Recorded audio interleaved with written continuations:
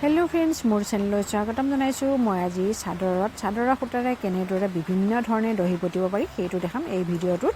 এইখন চাদৰটো মই আগতে দহি বটিছিলো ইয়াৰ ভিডিঅ' আছে মোৰ চেনেলত চাদৰৰ সূতাৰে চাদৰত দহি বটিছিলো এইখন টচ মুগাৰ চাদৰ হয় এইখনত বেলেগ ডিজাইনত বটিছিলো এখনত মূৰকেটা প্ৰথমতে চিলাই লৈছিলো তাৰ পিছত অলপ দীঘল কৰি ৰাখি ডিজাইন কৰি এনেকৈ দহি বটিছিলো এইখনৰ ভিডিঅ' আছে মোৰ চেনেলত ভিজিট কৰি চাই ল'ব পাৰিব তেনেদৰে এইখনটো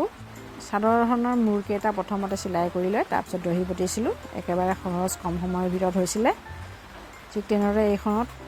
চাদৰৰ সূতাত চাদৰে কেনেদৰে দহি বটিব পাৰি সেইটো দেখাম এইখন চাদৰ দহি বটিবৰ বাবে অলপ দীঘল কৰি দিয়া আছে এনেকৈ দিয়া থাকিলে চাদৰত চাদৰৰ সূতাৰে দহি বটিবলৈ সুবিধা হয় দহি বটিবৰ বাবে প্ৰথমতে চাদৰখনৰ পৰা সূতাখিনি অলপমান উলিয়াই ল'ব লাগিব তেতিয়া দহি বটিবৰ বাবে সুবিধা হ'ব এইটো সাইডে মই সমানে কাটি ললো অলপমান দীঘলকৈ আনটো সাইডেও সমান জোখত কাটি লম এইখিনি সূতা এনেকৈ টানি উলিয়াই দিম ইয়াৰ পৰা উলিওৱা সূতাখিনিও জমা কৰি ৰাখিম দুই মুঠি কৰি ৰাখিম এনেকৈ জমা কৰি যাম সমান কৰি এনেকৈ মই এটা সাইডৰ এনেকৈ উলিয়ালো সূতা এতিয়া দহি বটিবৰ বাবে প্ৰথমতে ইয়াত থকা সূতাখিনি প্ৰস্তুত কৰিব লাগিব প্ৰথমতে 1 ইঞ্চি মান জোখৰ লৈ লৈছো সূতা এইখিনি দুভাগ কৰি ললো লৈ এনেকৈ দুখন হাতেৰে একেটা পাকৰ ফালে ঘূৰাইছো তাৰপিছত এতিয়া গাঁঠি দিম এনেকৈ দুটা গাঁঠি দিলো ইয়াতকৈ দীঘলকৈ সূতা থাকিলে আৰু অলপ বেলেগ ডিজাইনত দহি বটিব পাৰি এনেকৈ আৰু 1 ইঞ্চি মান লৈ বলে মই দেখাই দিছো এনেকৈ সমানে দুভাগ কৰি ললো লৈ দুই ফালে একেটা পাকত ভৰাইছো এনেকৈ পকাই দিছো একেটা পাকৰ ফালে তাৰপিছত এটা গাঁঠি দি দিম দুটা গাঁঠি দি দিম তেনেদৰে বাকিখিনিও 1 ইঞ্চি দূৰে এনেকৈ গাঁঠি দি লম মই গাঁঠি দি ললো আৰু দহিও বটিলো আধাতকৈ বেছি এতিয়া কেনেকৈ বটিলো দেখাম এইখিনি সূতা চাদৰৰ পৰা ওলোৱা আধা আৰু আধা মই কন্ট্ৰাষ্ট কালাৰৰ মিক্স কৰি লৈছো